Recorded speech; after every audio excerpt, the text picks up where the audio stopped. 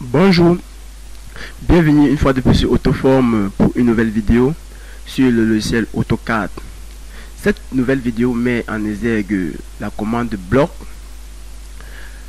Sans toutefois tarder, nous allons commencer. En fait, la commande bloc sur AutoCAD permet de grouper plusieurs éléments en un seul bloc pour les réutiliser plus tard sur une autre échelle.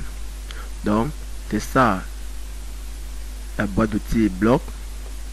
Nous allons faire un petit truc là.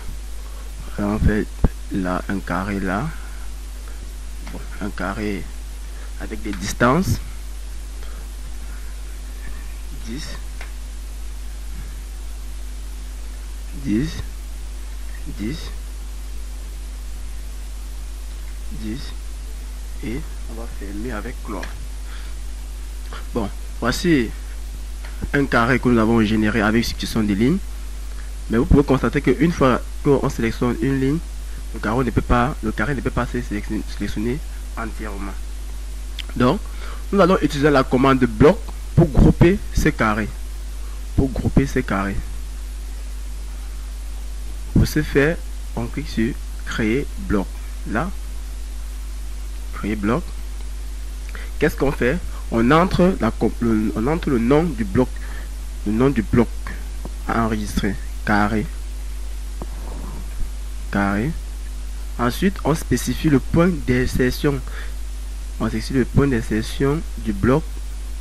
En fait, dans cette rubrique, il est question pour nous de sélectionner un point d'insertion sur l'élément à rendre en bloc, de telle façon qu'une fois que nous allons vouloir insérer ce bloc, ça va être le point d'accrochage sur le curseur.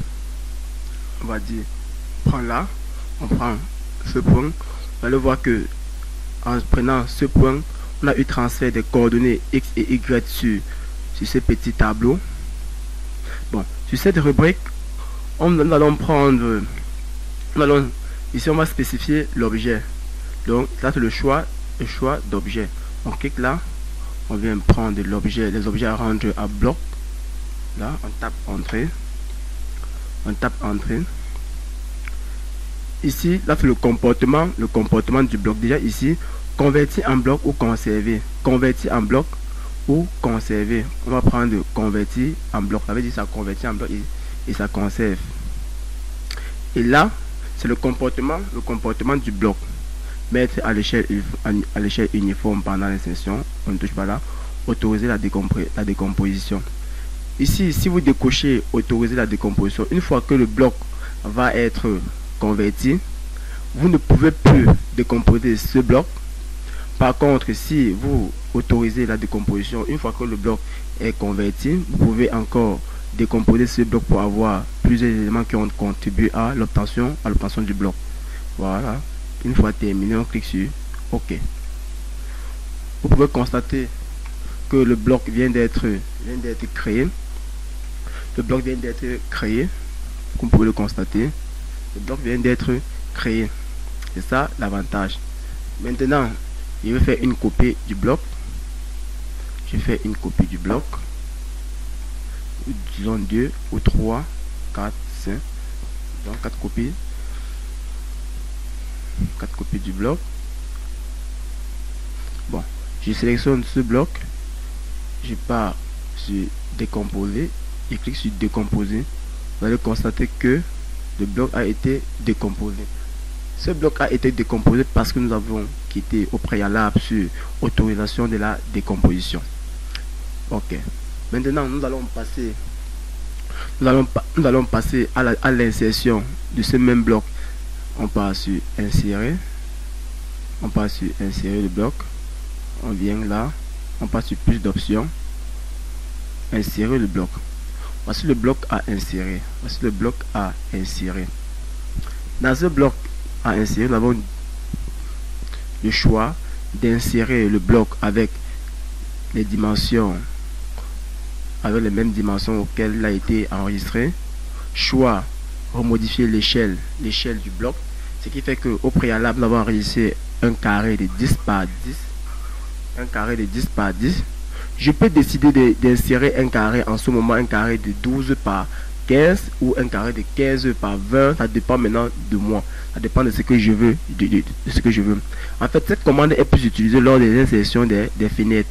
Donc je fabrique une fenêtre de 2 mètres, j'enregistre en bloc, et après lorsque je vais insérer, je peux faire le choix d'insérer une fenêtre de 1,50 m, une fenêtre de 1,20 m. La même chose pour les portes.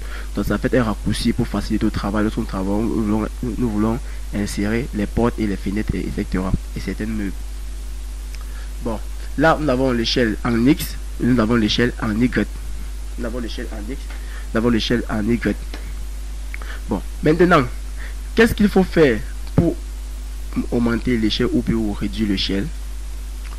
Au préalable, nous allons calculer le facteur d'échelle. Le facteur d'échelle à insérer. Dans le cas d'espèce, si nous voulons insérer un carré de même dimension, donc disons de 10 par 10, nous allons maintenir le facteur d'échelle par rapport à x à 1 et le facteur d'échelle par rapport à y à 1. Mais si nous voulons par exemple insérer un carré de 12 par 15, donc disons 12 par rapport à x et 15 par rapport à y, nous allons calculer le facteur d'échelle par rapport à x et un facteur d'échelle par rapport à y. De ce fait, le facteur d'échelle est égal à quoi? Le facteur d'échelle dans ce cas est égal à la distance que nous voulons, disons 12, à la distance que nous voulons, 12, divisé par la distance qui a été, la distance réelle, qui est 10, ça va faire 1,2, donc en x nous allons entrer 1,2. Et par rapport à y, nous voulons un côté de 15, ça veut dire on va faire un 15 divisé par 10, à donner 1,5, pardon, 1,5. Nous constatons que c'est une échelle d'agrandissement. Ok, c'est une échelle d'agrandissement, ça correspond à une échelle d'agrandissement parce que l'échelle est supérieure à 1. Ça correspond à une échelle d'agrandissement parce que l'échelle est supérieure à 1. Ok, super. Une fois terminé, nous allons cliquer sur OK. Vous constatez que le carré s'accroche directement sur le point dont nous avons choisi pendant la création du bloc. Je clique et puis je peux coter directement mon carré. Il y a un carré de hauteur 15,